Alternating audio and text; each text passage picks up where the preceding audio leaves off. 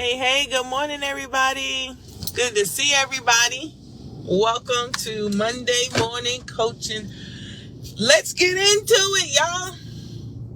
Let's talk about leadership and temptation.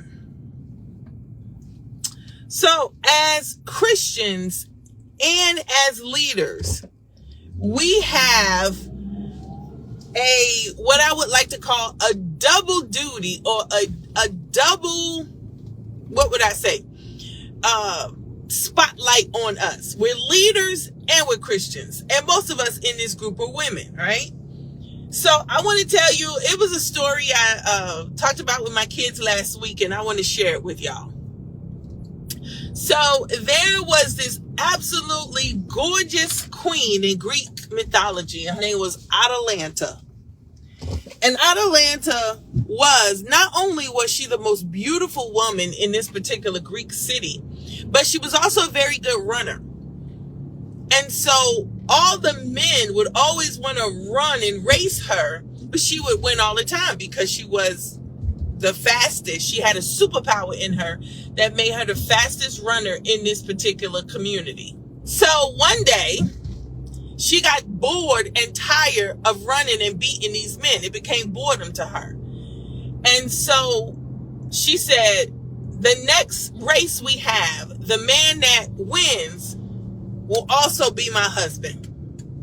So again, this woman was absolutely gorgeous. So of course the men wanted an opportunity to be her husband. So they ran the race, and she again just slew them all. They did not win. So there was a Greek guy that lived on another universe. His name was Hypermenes. Hypermenes had a guide and a friend that said, hey, Hypermenes, Atalanta is challenging men who could beat her in a race to become her husband. And he said, I believe you can win and you can beat her. So Hypermenes said, first of all, I'm not running no race just to win no girl. I'm not interested. Hypermenes' advisor said, but wait, you haven't even seen her yet. You need to see her. He says, look, I'm not giving up my kingdom for some girl.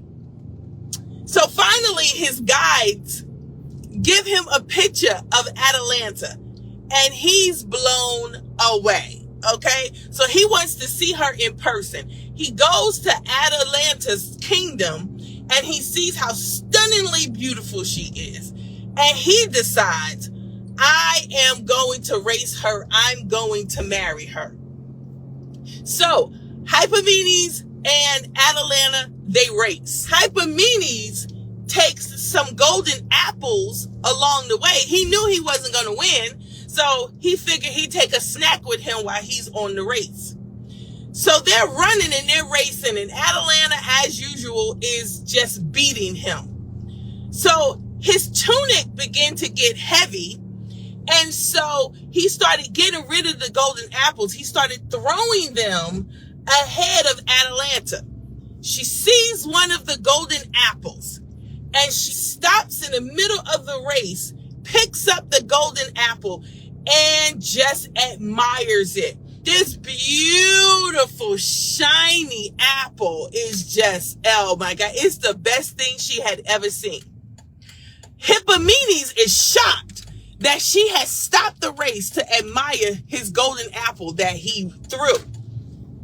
So he figures, oh my God, I can win this race. So he runs and he passes her. He's the first man to ever pass her in a race. She realizes that she's losing and she starts running again. She gains up on Hypermenes. Hypermenes takes another golden apple and he drops it on the side of the race path, but this time he throws it a little further. Atalanta thinks to herself, oh my goodness, another shiny object. She gets off the path and picks up another golden apple, and she admires it. She realizes she's losing the race, and she runs again and catches up with Hypermenes. Hypermenes is almost at the finish line. And Atalanta said, I absolutely cannot have him win against me.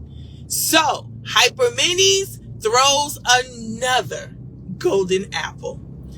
Atalanta is beside herself. She cannot believe she has found 3 shiny objects.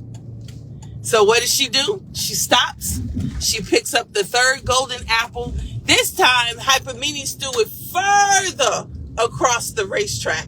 And Atalanta couldn't help herself. She had to go get it.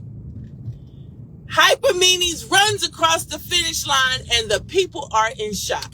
He is the first man ever to beat Atalanta at a race. And as the decree went, she had to marry him. When Atalanta and Hypermenes gets married, Atalanta did not read the fine print because she was still admiring these 3 shiny golden apples that she had. She didn't read the part of the decree that Hypermenes added, that also if he wins, her kingdom will be taken away from her. The point of this story is, as leaders and as Christians, we have people in our lives who the enemy will send to distract us with shiny objects. The enemy's entire job is to tempt us on things that we love, that things that bring us desire, so that he could get us off course. I'm saying this today as your coach. As you go through this week, beware of shiny objects.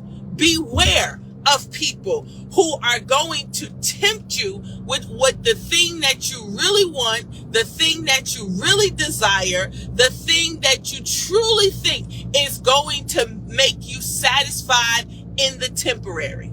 The thing about shiny objects is they're just shiny, and they're also a distraction. As a Christian, as a leader, and as a woman, the enemy usually comes for us because he knows we like shiny objects. He knows we like purses and bags, and we like the applause of people, and we like admiration, and we like power, and we like stuff, and we like access.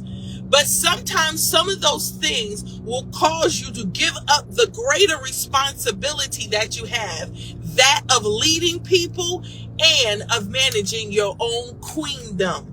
So don't be like Atalanta.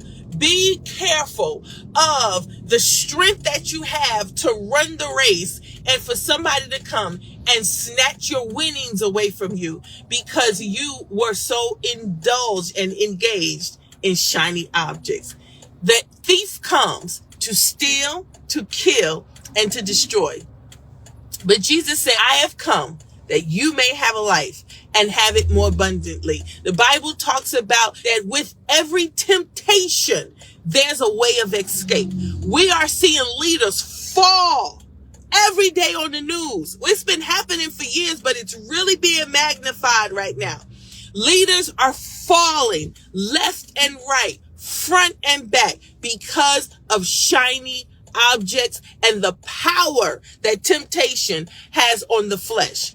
Walk in the spirit and you will not fulfill the lust of the flesh. You will not go after the shiny things of the flesh.